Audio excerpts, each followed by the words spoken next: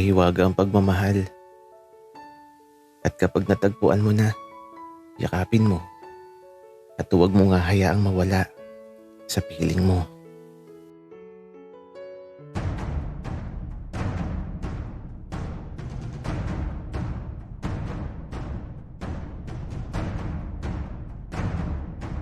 Kaibigan, huwag mong kalimutan mag-subscribe sa aming channel at huwag din kalimutan i-click ang notification bell at subscribe button. Subscribe na!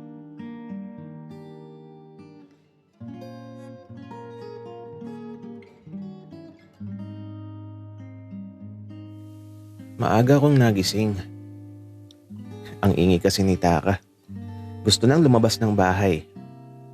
Kaya ito, bumangon na ako at lumabas na sa silid nila Kuya Taki at Cairo. At taba, nang mapadaan ako sa sala, mapapasana all ka na lang talaga. Kasi naman si Piero at Ethan, magkayakap na natutulog sa sala.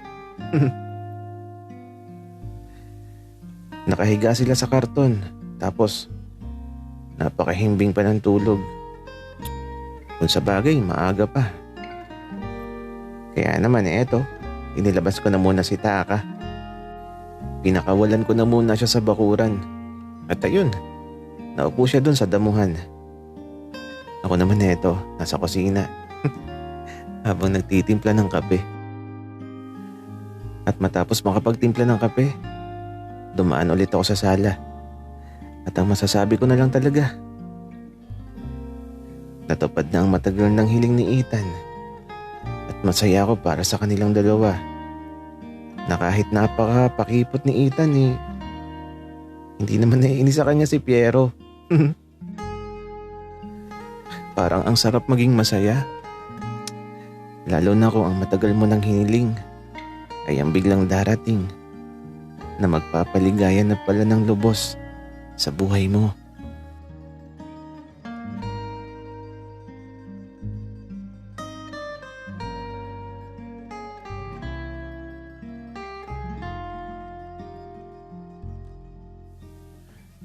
Mabilis talaga akong dalawin ng antok, lalo na kapag pagod ako. Kaya nga nung mahiga ako sa karton inaantok na kaagad talaga ako. Buti na lang at nahila ko si Ethan na kunwari ayaw akong katabi. Pero gusto din naman. Kaya eto, nang magising ako, hindi ko inaasahang maabutan ko pa din si Ethan dito sa karton na hinihigaan ko. Sinamahan pala niya ako sa buong magdamag.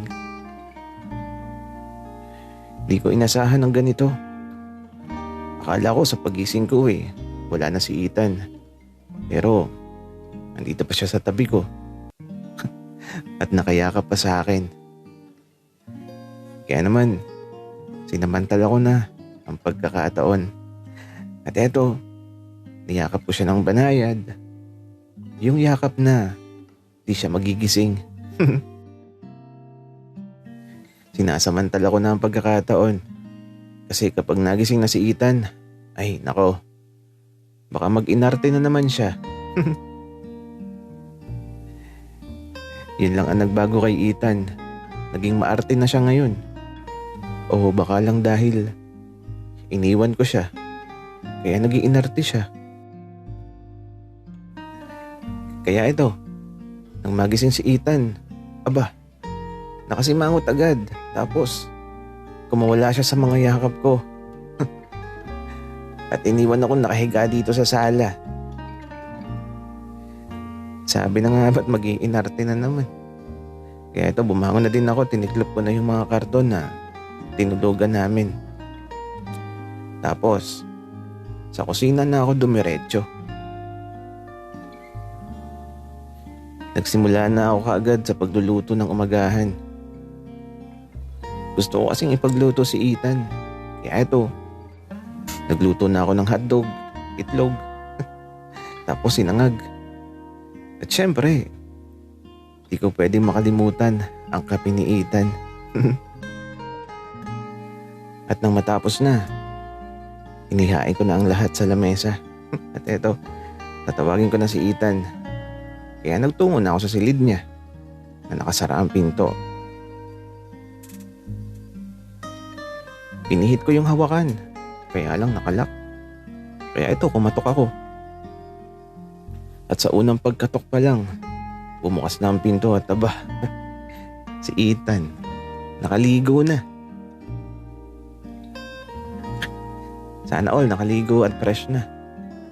Tara kumain, sabay na tayo, Ethan. Sige, gutom na din kasi ako, Piero. Tsaka, nasan si Samuel at Taka? Ewan ko, Ethan. Baka lumabas. Tara na kumain para makauwi na tayo sa bahay. Tulungan mo ako maglinis, ha? Piero, kapag malinis na ang bahay niyo, doon ka na ba titira? Oo naman, Ethan. Doon na ako titira. At wala akong kasama. Ganun ba, Piero? Ingat ka doon, ha? Oo naman. Mag-iingat ako palagi, Ethan. Huwag kang mag-alala. Tsaka, hindi na pala ako babalik sa ibang bansa. Dito na ako sa Pilipinas. Hindi na ako aalis.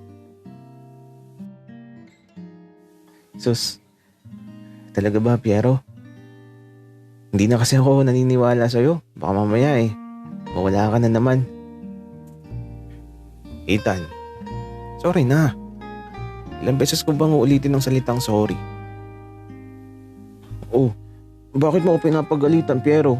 Bakit parang kasalanan ko? Ethan, hindi ako galit. Ay naku, ano bang nangyari sa'yo? Bakit ganyan ka kaarte ngayon? At saka, kumain na tayo. Tapos, alis na tayo. Pika ako.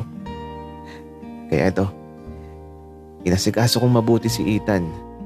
Ipinaglagay ko pa siya ng kanin at ulam sa plato. At nang matapos makakain, hindi na ako naligo. Sa bahay na lang. Tapos eto, umalis na kami ni Ethan.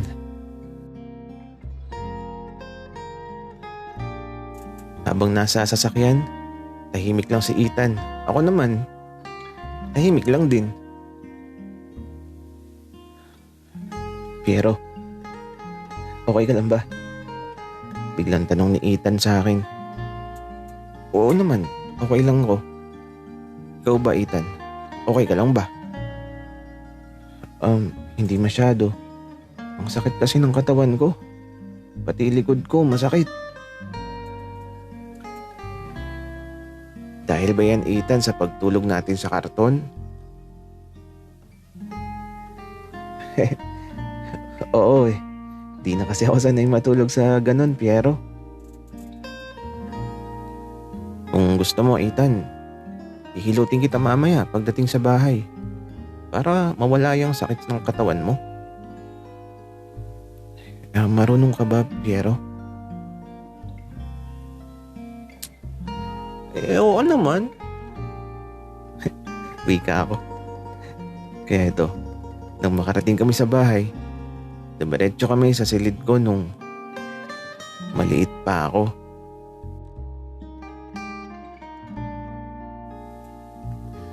Ethan, tanggalin mo na lahat ng suot mo.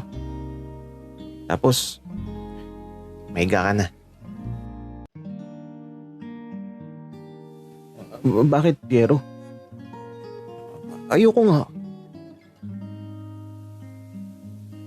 Ethan, nahihiya ka pa ba? Dati nga, naliligo tayong hubot-tubad sa ilog. Dali na. Huwag ka na mahiya. O baka gusto mong ako pang maghubad sa'yo. Dali na, huwag ka nang maarte. Tanggalin mo na ang lahat-lahat.